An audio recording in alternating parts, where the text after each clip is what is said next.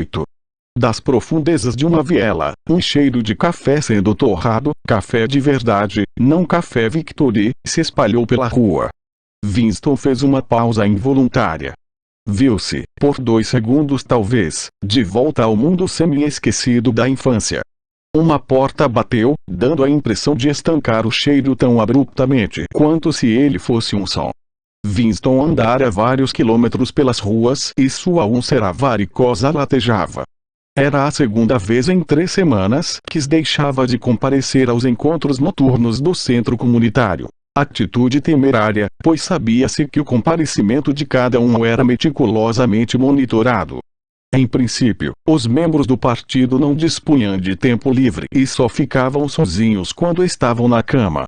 Supunha-se que quando não estivessem trabalhando, comendo ou dormindo estariam participando de algum tipo de recreação comunitária. Fazer alguma coisa que sugerisse gosto pela solidão, mesmo que fosse apenas sair para dar uma volta sozinho, sempre envolvia algum risco. Havia um termo para isso em Nova Fala: vida própria, como sentido de individualismo e excentricidade.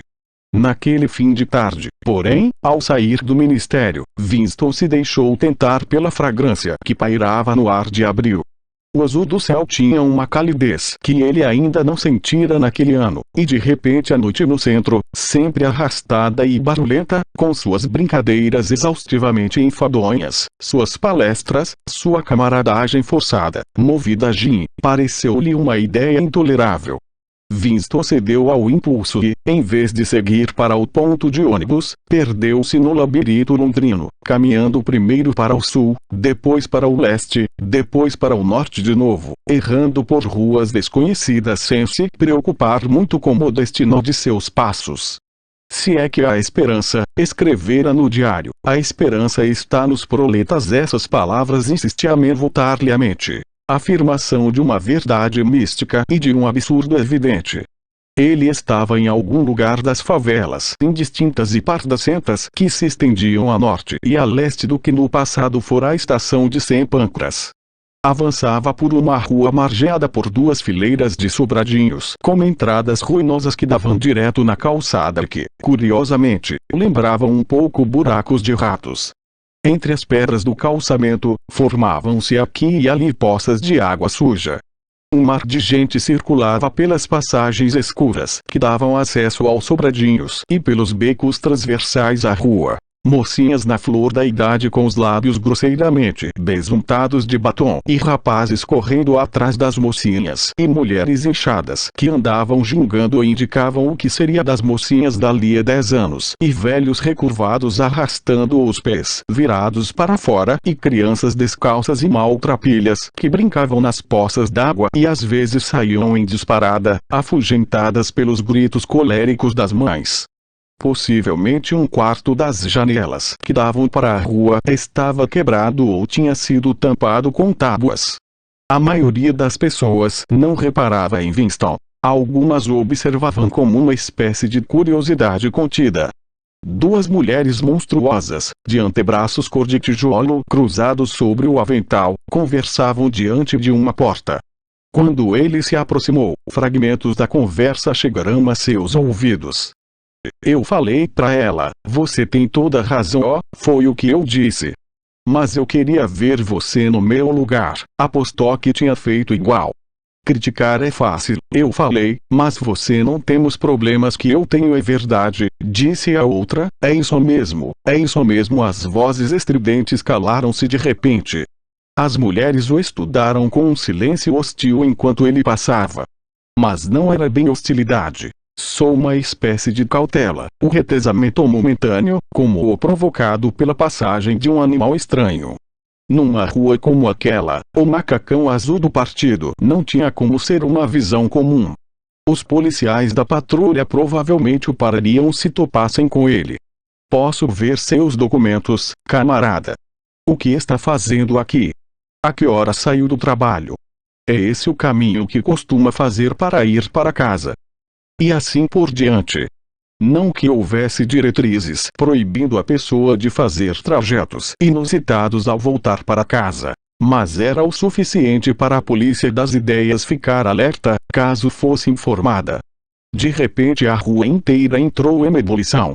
Gritos de alerta soavam por toda parte. As pessoas entravam nas casas correndo feito coelhos. Alguns metros à frente de Winston, uma moça saiu correndo por uma porta com a velocidade de um raio, agarrou um menininho que brincava numa poça d'água, envolveu-o no avental e voltou correndo para dentro, tudo num movimento só. No mesmo instante, um homem com um terno que lembrava uma sanfona surgiu de uma ruazinha transversal e precipitou-se na direção de Winston, apontando freneticamente para o céu. "Cuidado! A Maria Fumaça!" gritou. "Cuidado, patrão! Lá vem ela! Depressa, se jogue no chão!" Maria Fumaça era o apelido que por alguma razão os proletas davam aos mísseis. Winston se atirou de bruços no chão. Os proletas quase sempre acertavam quando davam esse tipo de alarme. Pareciam possuir uma espécie de instinto que os prevenia com vários segundos de antecedência da aproximação de um míssil, muito embora os mísseis voassem em velocidade superior à do som. Winston cobriu a cabeça com os braços. Sobreveio um rugido que pareceu fazer o calçamento tremer. Uma chuva de pequenos objetos caiu sobre suas costas. Ao levantar-se, percebeu que estava coberto por uma camada de caquinhos de vidro provenientes da janela mais próxima. Retomou a caminhada. O míssil destruíra um conjunto de casas da rua, 200 metros adiante. Uma coluna de fumaça preta pairava no céu, e mais abaixo via-se uma nuvem de poeira em meio à qual uma multidão já se formava em torno dos escombros. Um pouco adiante dele, na rua, havia um monte de entulho e entre os pedaços de reboco viu uma raia vermelho viva. Quando se aproximou, viu que era uma mão decepada. Afora o coto ensanguentado, estava tão branca que parecia um molde de gesso.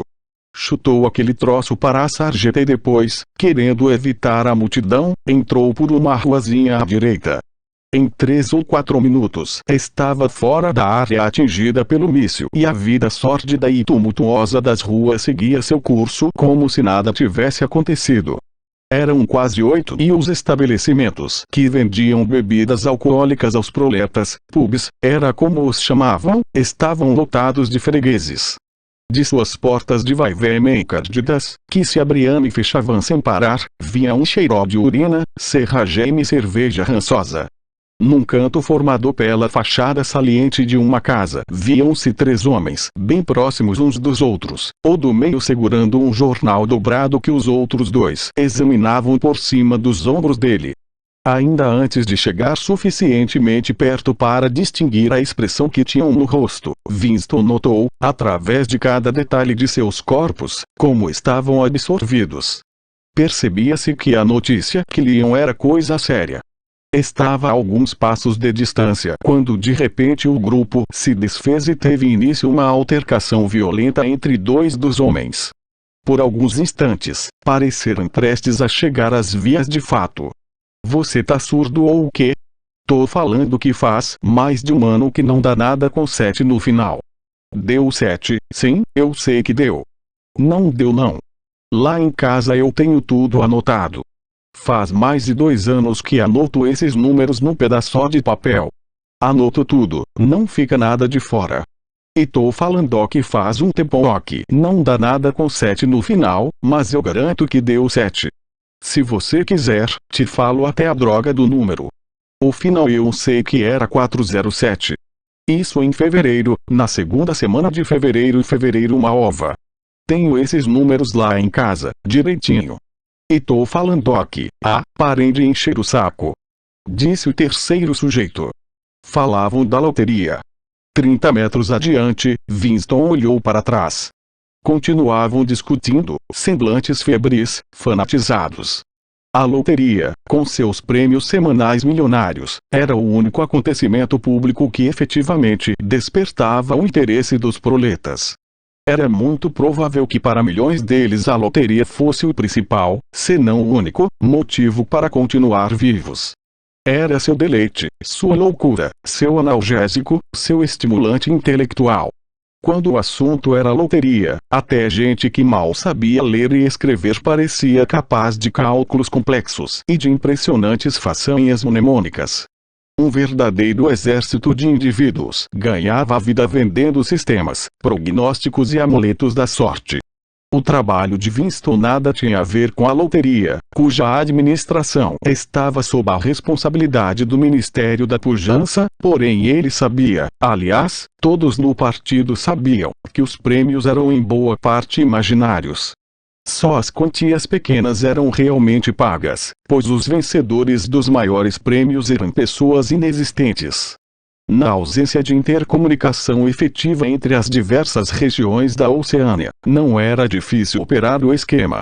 Contudo, se é que havia esperança, a esperança estava nos proletas. Era preciso agarrar-se a isso. Dito assim, parecia até razoável. O que transformava a afirmação em ato de fé era olhar para os seres humanos que circulavam pelas vias públicas. A rua em que Winston estava era em declive. Ele tinha a sensação de já ter passado por ali antes e achava que não longe dali havia uma avenida mais movimentada. De algum lugar mais à frente vinha uma algazarra de vozes alteradas. A rua fazia uma curva acentuada e terminava numa escadaria que dava acesso a uma viela mais abaixo, onde alguns feirantes tinham suas bancas com verduras murchas. Nesse instante, voltou a lembrança de Winston que lugar era aquele. A viela ia dar na principal avenida dos arredores e na travessa seguinte, a menos de 5 minutos de caminhada, ficava a lojinha em que ele comprara o caderno que agora lhe servia de diário. E fora numa pequena papelaria próxima dali que comprara a caneta e o vidro de tinta. Ficou um momento parado no alto da escadaria. Do outro lado da viela via-se um barzinho imundo, cujas janelas pareciam embaçadas, mas que na realidade estavam apenas cobertas de poeira. Um homem muito velho, recurvado porém ágil, com bigodes grisalhos que se eriçavam para frente como os de um camarão, empurrou a porta de vai-vem e entrou. Enquanto Winston observava, ocorreu-lhe que o velho, que devia ter no mínimo 80 anos, já era um homem de meia idade na época da Revolução. Ele e uns poucos outros como ele eram os últimos elos existentes com o extinto mundo do capitalismo.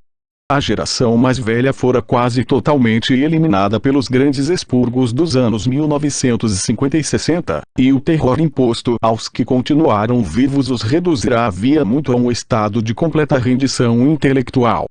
Se havia alguém vivo capaz de oferecer um relato verídico de como era a situação nas primeiras décadas do século, esse alguém só podia ser um proleta. De repente voltou-lhe à cabeça a passagem do livro de história que copiara no diário. Winston foi dominado por uma ideia maluca. Iria até o pub, faria amizade com o velho e o interrogaria. Pretendia dizer-lhe: fale-me sobre a sua vida quando o senhor era garoto. Como eram as coisas naquele tempo? Melhores ou piores do que agora?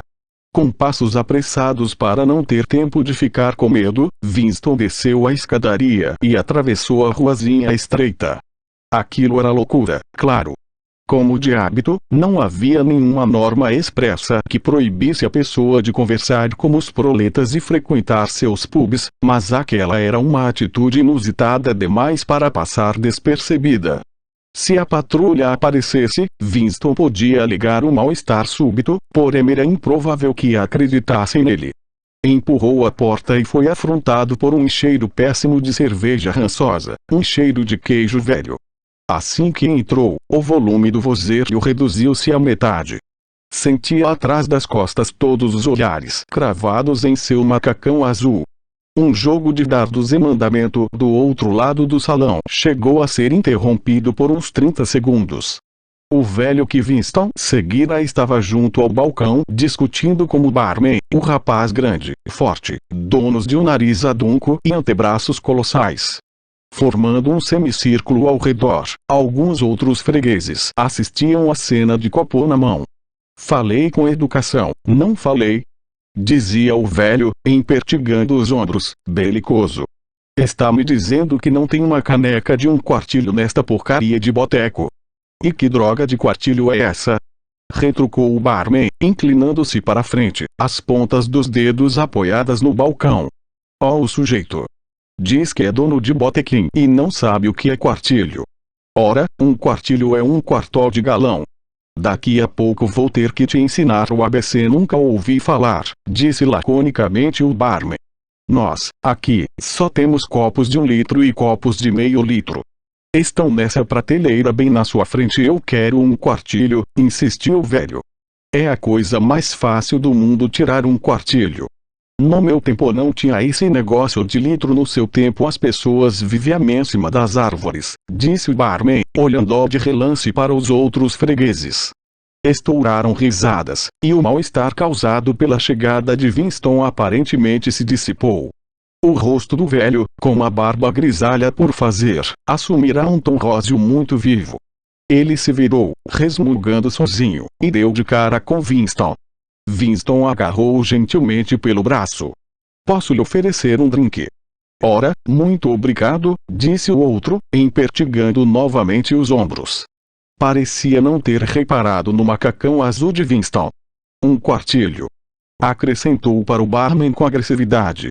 Um quartilho da loura. O barman serviu 2 doses de meio litro de uma cerveja marrom escura em copos grossos que ele lavara num balde debaixo do balcão. Nos bares dos proletas só se bebia cerveja, pois os comerciantes não estavam autorizados a servir gin. Se bem que, na prática, quem quisesse tomar gin poderia obter a bebida sem dificuldade. O arremesso de dardos estava novamente a 1000 e no grupo de homens junto ao balcão o assunto agora eram os bilhetes da loteria. A presença de Winston foi esquecida por algum tempo. Sob a janela via-se uma mesa de pinho onde ele e o velho podiam conversar sem receio de ser ouvidos. Era tremendamente perigoso, mas pelo menos não havia teletela no lugar, coisa de que Winston se certificara tão logo pusera os pés ali dentro. O desgraçado podia ter me tirado um quartilho, rosnou o velho ao sentar-se atrás de seu copo. Meio litro pra mim é pouco. Ficou querendo mais. E 1 litro é muito. Me faz mijar que só vendo. Pra não falar no preço, as coisas devem ter mudado muito desde seus tempos de jovem, disse Winston, sondando o terreno. Os olhos azul claros do velho deslocaram-se do tabuleiro de dardos para o balcão e do balcão para a porta do banheiro dos homens, como se imaginasse que fora no interior daquele bar que as mudanças tinham acontecido. A cerveja era melhor, disse por fim. E mais barata. Quando eu era rapaz, a cerveja Cristal, loura, era como a chamávamos, custava 4 pence o quartilho. Isso antes da guerra. Claro que guerra foi essa? Indagou Winston. Todas elas, disse o velho, impreciso. Pegou o copo e tornou a empertigar os ombros. E agora um brinde à sua saúde. O ponudiada dó de sua garganta descarnada fez um movimento surpreendentemente rápido para cima e para baixo, e a cerveja desapareceu do copo. Winston foi até o balcão e voltou com mais 2 copos de meio litro. O velho parecia ter se esquecido do seu preconceito contra beber 1 litro de cerveja.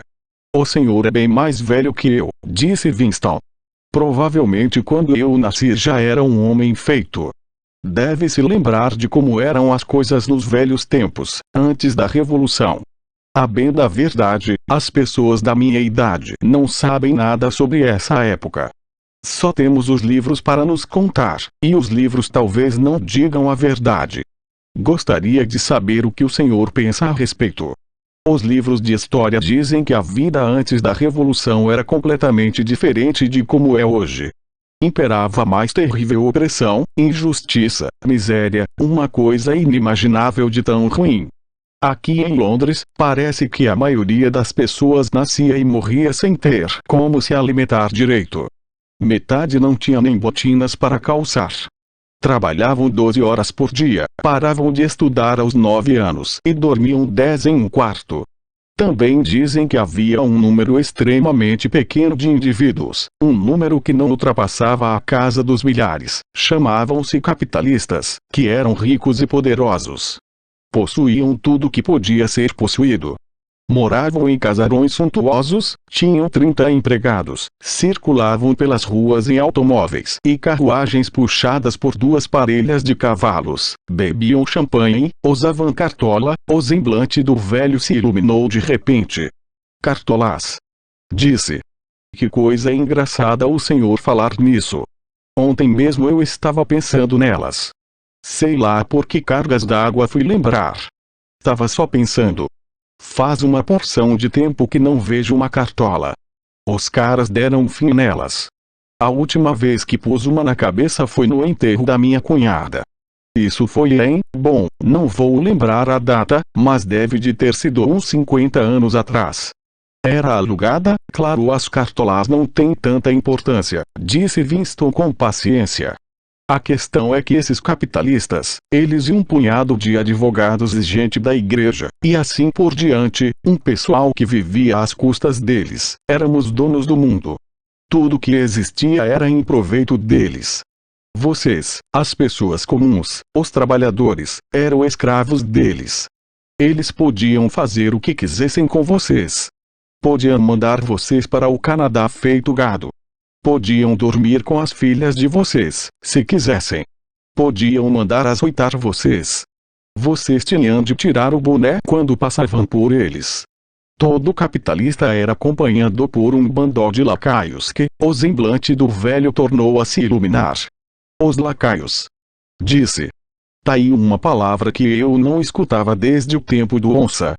Os lacaios. Isso, sim, me leva de volta ao passado. Lembro que eu costumava, faz tempo pra burro, eu costumava ir ao Id Park no domingo à tarde pra escutar os discursos daqueles caras. Os do Exército da Salvação, os católicos, os judeus, os indianos, tinha de tudo. E tinha um sujeito, não vou saber o nome dele agora, mas estou pra ver um homem pra falar bem que nem aquele. Falava as coisas na lata. São um bando de lacaios. Ele dizia. Os lacaios da burguesia. Os sabujos da classe dominante. Os parasitas, essa era outra. Hienas também, me lembro bem que ele chamava os sujeitos de hienas. Tava falando do Partido Trabalhista, claro, você, Winston, ficou com uma impressão de que estavam tendo uma conversa de surdos. O que eu queria saber de verdade é o seguinte, disse. O senhor tem a impressão de ser mais livre agora do que naquela época. Sente-se mais bem tratado como ser humano. Antigamente os ricos, as pessoas que estavam por cima, a Câmara dos Lordes, interveio o velho, nostálgico. Tudo bem, a Câmara dos Lordes. O que eu estou perguntando é se essas pessoas tratavam o senhor como inferior só porque eram ricas e o senhor pobre. É verdade, por exemplo, que tinha de chamá-los de Sir e tirar o boné quando passava por eles. O velho parecia mergulhado em reflexões. Bebeu aproximadamente um quarto de sua cerveja antes de responder. E, disse. Queriam que a gente pusesse a mão no boné para eles. Demonstração de respeito, né? Eu não gostava, mas volta e meia fazia. Era, vamos dizer, obrigado a fazer e costumava acontecer. Só estou falando o que li nos livros de história, era comum que essas pessoas e seus empregados abrissem caminho na calçada empurrando vocês para a sarjeta. Teve uma vez que me empurraram, disse o velho. Lembro como se fosse ontem. Foi na noite da Boat Race, trombei como um rapaz na Avenida Shaftesbury. Eu estava na maior éstica. Camisa social, cartola, sobretudo preto. Vinha meio que zigue-zagueando pela calçada e sem querer trombei com ele. Aí ele disse, por que não olha por onde anda? E eu, tá achando que é o dono da rua? E ele, olha que eu torço esse seu pescoço, se der uma de atrevido comigo. E eu, você tá mamado. Não torra, senão eu chamo a polícia, eu disse. E o senhor não vai acreditar, o sujeitinho pôs as mãos no meu peito e me deu um empurrão tão forte que por pouco não vou parar debaixo de um ônibus que ia passando. Mas naquela época eu era jovem e ia dar um murro bem dado na cara dele. Uma sensação de impotência se apossou de Winston. A memória do velho não passava de um amontoado de pormenores insignificantes.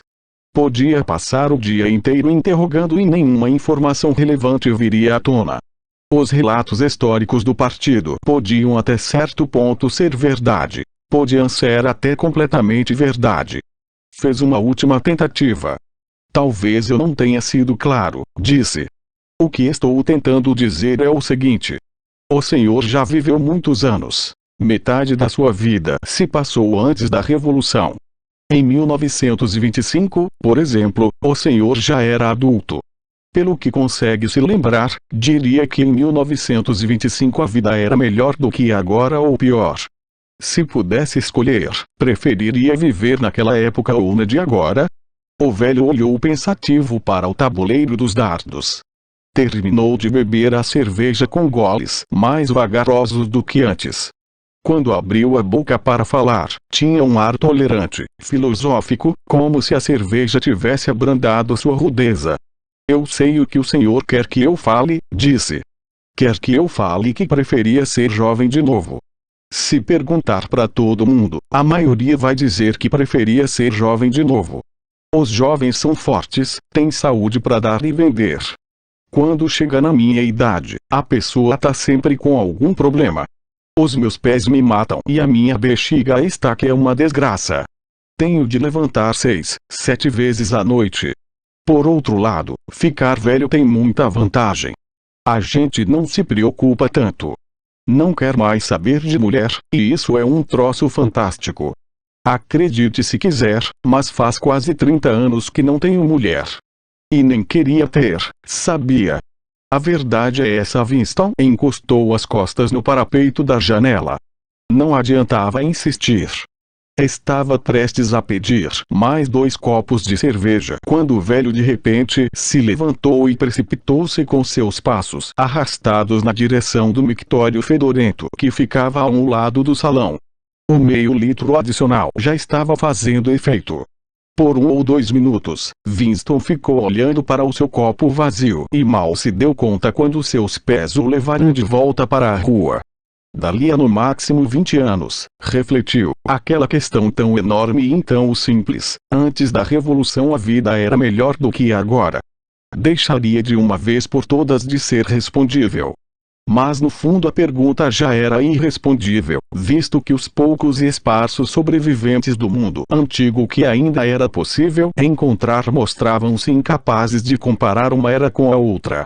Recordavam milhões de coisas fúteis, a briga com um colega de trabalho, as horas passadas em busca de uma bomba de bicicleta extraviada, a expressão do rosto de uma irmã falecida muitos anos antes, os redemoinhos de poeira que o vento levantou certa manhã 70 anos antes. Porém todos os fatos relevantes permaneciam fora do alcance de sua visão. Eram como a formiga, que consegue ver pequenos objetos, mas não enxerga os grandes. E quando a memória falhava e os registros escritos eram falsificados, quando isso acontecia, as alegações do partido, ou seja, de que era responsável pela melhoria das condições da existência humana, tinham de ser aceitas, pois não havia e nunca mais haveria parâmetros com os quais confrontar essa afirmação. Nesse instante o fio de seu raciocínio interrompeu-se abruptamente. Winston estacou e olhou para cima. Estava numa rua estreita com umas poucas lojinhas escuras espalhadas entre prédios residenciais. Suspensas acima de sua cabeça, viam-se 3 bolas de metal desbotado que davam a impressão de um dia terem sido douradas. Teve a sensação de que conhecia aquele lugar. Mas claro, estava na frente da lojinha onde comprara o diário. Sentiu uma pontada de medo. Comprar o caderno já fora um ato suficientemente impulsivo, e Winston prometera a si mesmo nunca mais chegar perto daquele lugar. E no entanto, no mesmo instante em que resolvia deixar seu pensamento à solta, seus pés, por iniciativa própria, levavam-no de volta àquele lugar. Era justamente na esperança de se proteger de impulsos suicidas daquele tipo que ele resolvera escrever o diário. Ao mesmo tempo, percebeu que embora fossem cerca de 9 da noite o estabelecimento continuava aberto. Com a sensação de que daria menos na vista se estivesse lá dentro do que parado na calçada, entrou na lojinha. Se perguntassem, poderia responder muito plausivelmente que estava procurando lâminas de barbear. O dono do lugar acabara de acender o lampião a óleo que estava pendurado no teto e que soltava um cheiro sujo porém amistoso. Era um homem de uns 60 anos, de compleição frágil e recurvada, nariz comprido e benevolente e olhos benignos distorcidos pelas lentes grossas dos óculos. O cabelo estava quase branco, porém as sobrancelhas eram bastas e continuavam pretas. Seus óculos, seus movimentos delicados e irrequietos e o fato de usar um velho paletó de veludo preto conferiam-lhe certa aparência de intelectualidade, como se tivesse sido uma espécie de literato ou, quem sabe, músico. Tinha uma voz suave, como que amortecida, e sua fala era menos degradada que a da maioria dos proletas. Reconheci o senhor na calçada, foi logo dizendo o sujeito. Foi o senhor que comprou aquele álbum de recordações para moças. Papel excelente aquele, não é? Chamavam-no de Vergecreme. Não fazem papel assim há já lá se vão uns 50 anos, sem exagero, perscrutava Winston por cima dos óculos. Posso ajudá-lo em alguma coisa? Ou só quer dar uma olhada? Eu ia passando, disse Winston, sem maiores detalhes. E resolvi entrar. Não estou procurando nada em especial, está muito bem, disse o outro, pois não creio mesmo que pudesse atendê-lo em muita coisa. Desculpou-se com um gesto da mão de palma delicada. O senhor vê como é, a loja está vazia. Cá entre nós, o comércio de antiguidades está por um fio. Acabou a procura, e o estoque também chegou ao fim. Móveis, louças, copos, aos poucos foi tudo se quebrando. E obviamente a maioria das coisas de metal já foi fundida. Faz anos que não vejo um castiçal de latão. O interior acanhado da loja estava desconfortavelmente atulhado, porém não havia quase nada ali de algum valor. O espaço de circulação era exíguo, pois ao longo de todas as paredes se apoiava uma quantidade infinita de molduras empoeiradas. Na janela viam-se bandejas de porcas e parafusos, formões estragados, canivetes com lâminas quebradas, relógios foscos, que nem sequer davam a impressão de estar em condições de voltar a marcar as horas, e uma miscelânea de outras quinquilharias. Somente sobre uma mesinha no canto amontoava-se um conjunto de bugigangas, caixinhas de rapé laqueadas, brochés de ágata e coisas assim, que parecia talvez conter algo bem interessante. Ao se aproximarem da mesa, os olhos de Winston foram atraídos por uma coisa arredondada e lisa que brilhava suavemente à luz do lampião. Segurou-a nas mãos. Era um pedaço de vidro pesado, curvo de um lado e chato do outro, quase na forma de um hemisfério. Em seu interior, ampliado pela superfície curva, via-se um objeto esquisito, cor-de-rosa e espiralado, que lembrava uma rosa ou uma anemona do mar. Oh, que é isso? Indagou Winston, fascinado. É um coral, disse o velho. Devem ter tirado do Oceano Índico. Costumavam incrustar essas coisas em vidro. Isso aí tem no mínimo uns semanos. Pelo aspecto, deve ter até mais. É bonito, disse Winston. É bonito, disse o outro apreciativamente. Mas hoje em dia pouquíssima gente diria isso, tossiu. Agora, se por acaso o senhor estiver pensando em comprá-lo, são $4. Lembro de um tempo em que um objeto como esse chegaria a 8 libras, e 8 libras valiam, bom, não sei fazer a conta, só sei que era um dinheirão.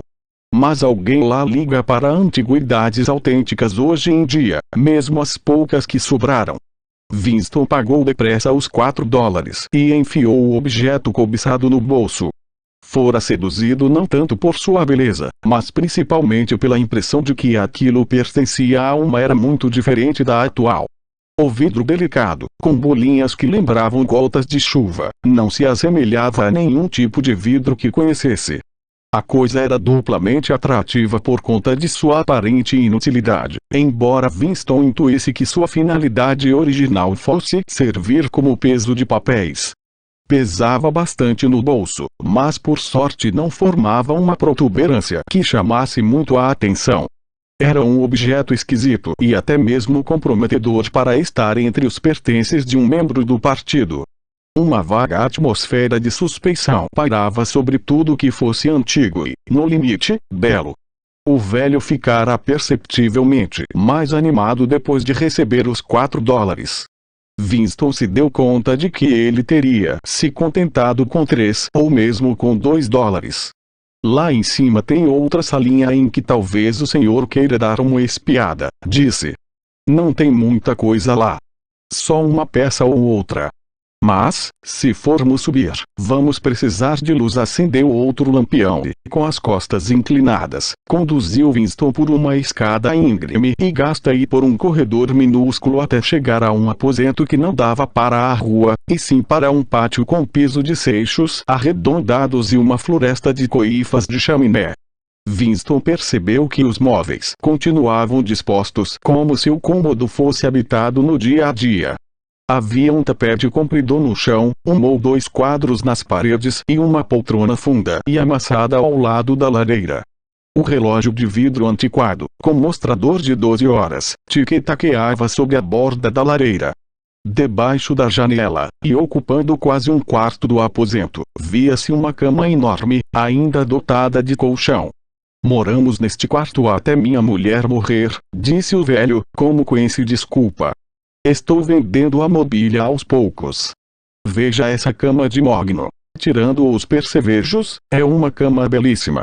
Mas receio que o senhor a considere um pouco grandalhona demais. O sujeito segurava o lampião bem alto, a fim de iluminar o aposento inteiro, e aquela luz débil e cálida o lugar parecia curiosamente aconchegante.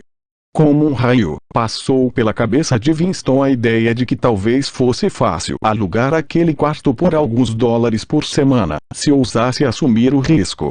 Era uma maluquice, um despropósito, uma ideia a ser descartada tão logo concebida. Porém o quarto despertara nele uma espécie de nostalgia, uma espécie de lembrança ancestral. Winston tinha a impressão de saber exatamente como seria a sensação de estar sentado num lugar como aquele, numa poltrona ao lado da lareira, com os pés apoiados no guarda-fogo e uma chaleira sobre a chapa lateral, completamente sozinho, totalmente seguro, a salvo de toda a vigilância, fora do alcance de vozes molestadoras, sem ouvir som algum além do assobio da chaleira e do tic-tac cordial do relógio. Não tem teletela, murmurou Winston, sem conseguir reprimir o comentário. Ah, disse o velho, eu nunca tive essas coisas. É muito caro. E, de certa forma, nunca senti falta. Veja só que bela mesinha de abas dobráveis ali no canto. Mas o senhor teria que trocar as dobradiças se pretendesse usar as abas no outro canto. Havia uma pequena estante de livros, e Winston já começara a gravitar em sua direção. A busca e a destruição de livros nos bairros proletas tinha sido tão diligente e exaustiva quanto em todos os outros lugares. Era extremamente improvável a existência de um único livro publicado antes de 1960 em todo o território da Oceania. O velho, ainda segurando o lampião, estava parado diante de um quadro emoldurado em pau rosa pregado na parede do outro lado da lareira, do lado oposto ao da cama. Agora, se tiver algum interesse em gravuras antigas, principiou delicadamente. Winston se aproximou para examinar o quadro. Era uma gravura em maço de um edifício oval com janelas retangulares e uma pequena torre na fachada. Havia um guarda-corpo em volta do prédio e, nos fundos, algo que lembrava uma estátua. Winston contemplou a imagem por alguns instantes. Parecia-lhe vagamente familiar, porém não se lembrava da estátua. A moldura foi fixada à parede, disse o velho, mas acho que eu conseguiria desaparafusá-la para o senhor. Conheço esse prédio, disse por fim Winston. Hoje está em ruínas. Fica no meio da rua, bem na frente do Palácio da Justiça. Isso mesmo. Bem em frente ao Fórum. Foi bombardeado já faz tantos anos. Antigamente era uma igreja. São Clemente dos dinamarqueses, era como a chamavam. Forjou um sorriso de desculpas, como se tivesse consciência de estar dizendo uma coisa um pouco ridícula, e acrescentou: sem casca nem semente, dizem os sinos da São Clemente. Como assim? Disse Winston. Ah, sem casca nem semente, dizem os sinos da São Clemente. Uma quadrinha da minha infância. Não me lembro mais como continuava, mas sei que terminava assim: vá para a cama e seja um bom moço, ou a cuca vem e te corta o pescoço. Era uma espécie de dança.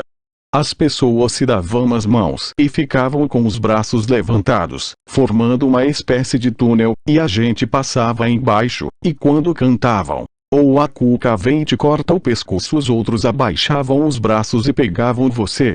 Era uma quadrinha só com nome de igrejas. De todas as igrejas de Londres, quer dizer, das principais, Winston ficou imaginando sem muito empenho a que século pertenceria a igreja. Era sempre difícil determinar a idade dos edifícios londrinos. Tudo que fosse grande e portentoso, se tivesse uma aparência razoavelmente nova, recebia de forma automática o carimbo de obra posterior à Revolução, ao passo que todas as coisas que evidentemente datavam de épocas anteriores eram atribuídas a um período indistinto denominado Idade Média. Os séculos de capitalismo, dizia-se, não haviam produzido nada de valor. Conhecer a história pela arquitetura era tão inviável quanto conhecê-la pelos livros. Estátuas, inscrições, lápides comemorativas, nomes de ruas, tudo que poderia lançar alguma luz sobre o passado fora sistematicamente alterado. Nunca imaginei que esse edifício tivesse sido uma igreja, disse. Ainda há uma porção delas por aí, disse o velho, só que hoje são usadas com outros fins. Mas, puxa vida, como era mesmo que continuava essa quadrinha? Ah! Já sei. Sem casca nem semente, dizem os sinos da São Clemente, esses vinténs são pra mim, cantam os sinos da São Martim, lembrei desse pedaço, mas do resto não me lembro. Um vintém era uma moedinha de cobre parecida com uma de 1 centavo onde era a igreja de São Martim? Quis saber Winston.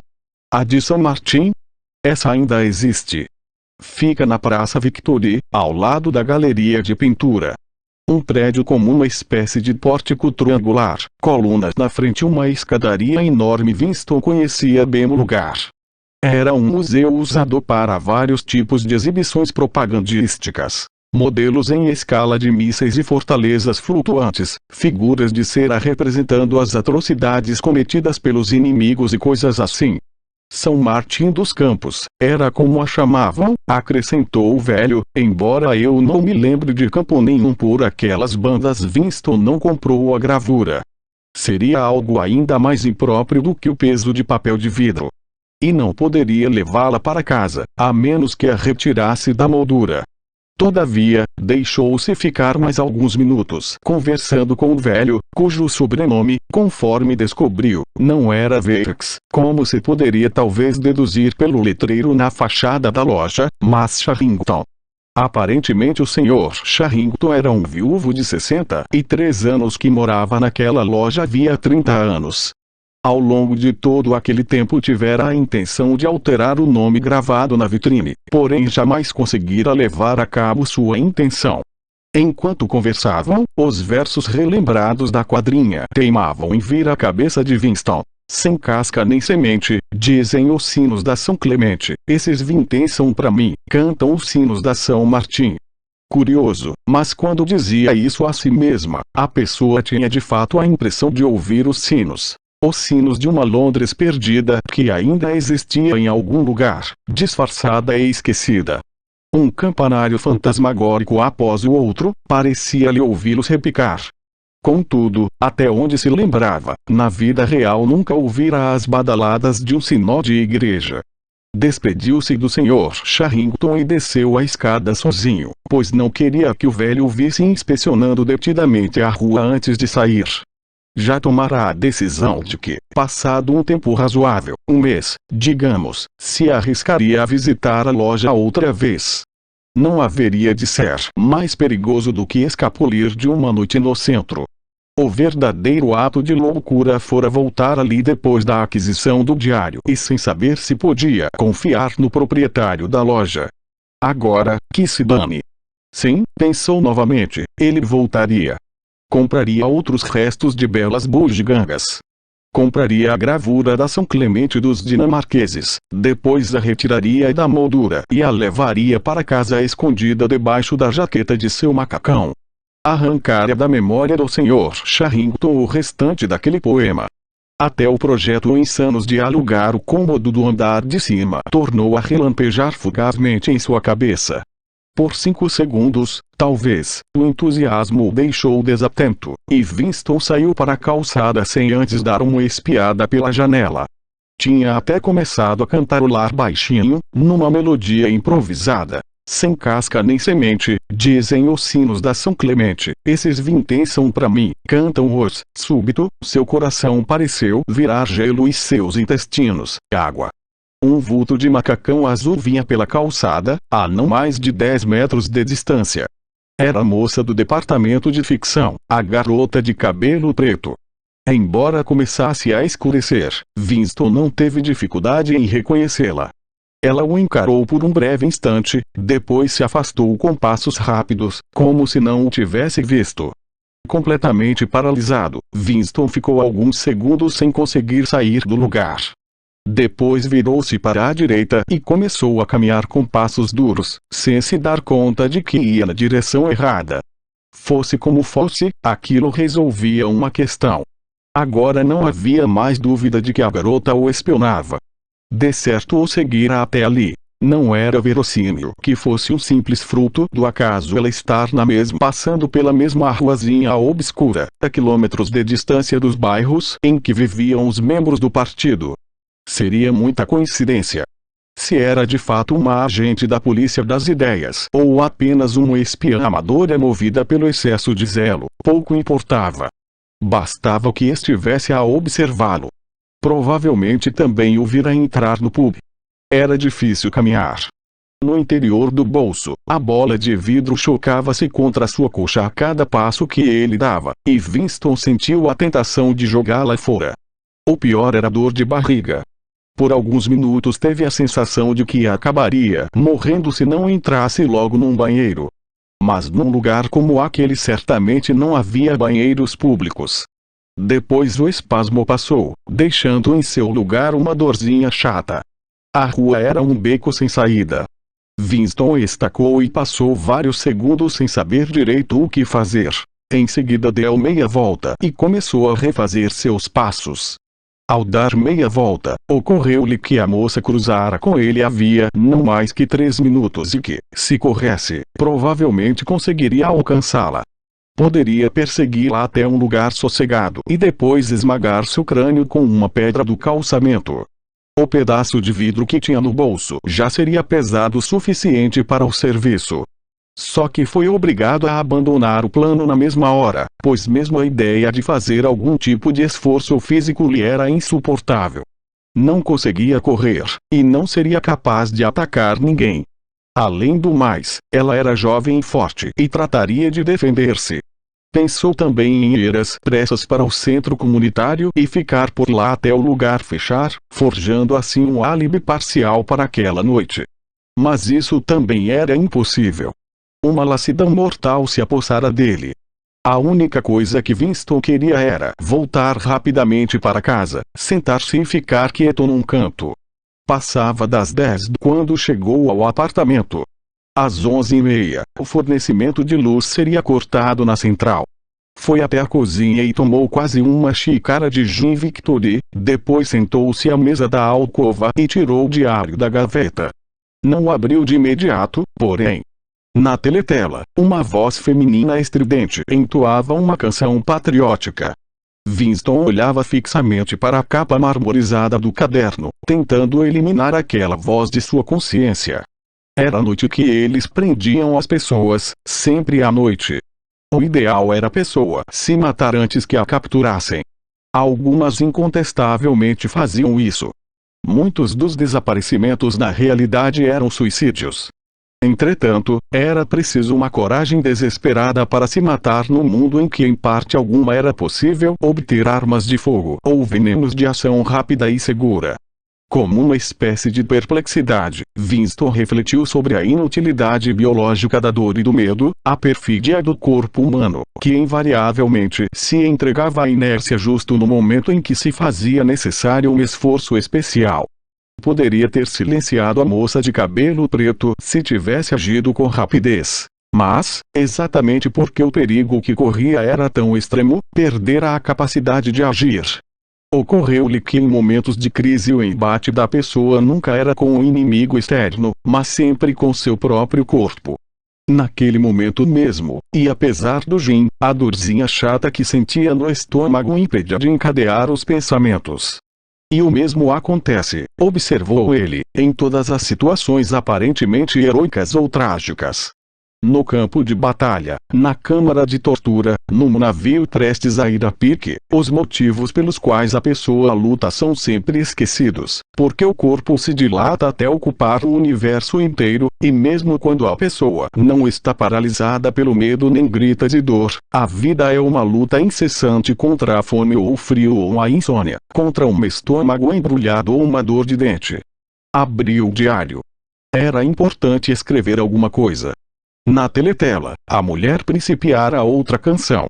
Sua voz parecia cravar-se no cérebro de Winston como cacos pontiagudos de vidro.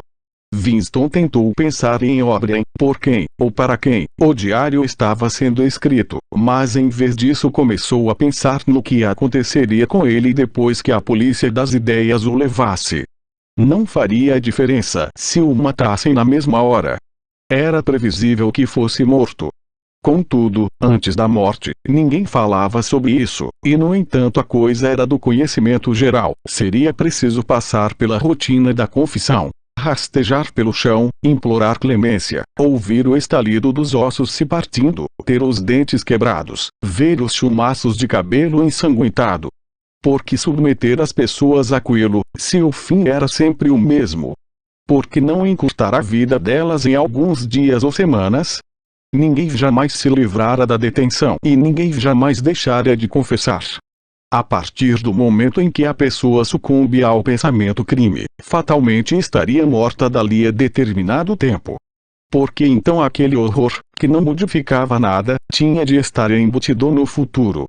Winston tentou, com um pouco mais de sucesso do que antes, evocar a imagem de O'Brien. Ainda nos encontraremos no lugar onde não há escuridão, dissera-lhe O'Brien. Sabia o significado dessas palavras, ou pelo menos achava que sabia.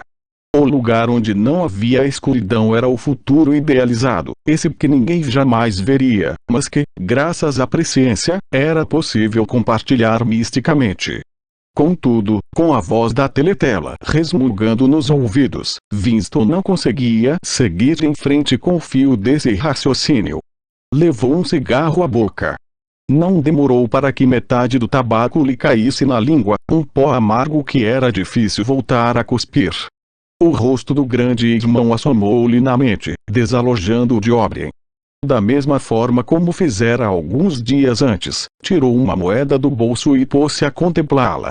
A efígie lhe devolvia o olhar como uma expressão grave, serena, protetora, mas que tipo de sorriso se escondia por trás daquele bigode preto? Qual dobres fúnebres, as palavras lhe voltaram à mente. Guerra é paz. Liberdade é escravidão. Ignorância é força.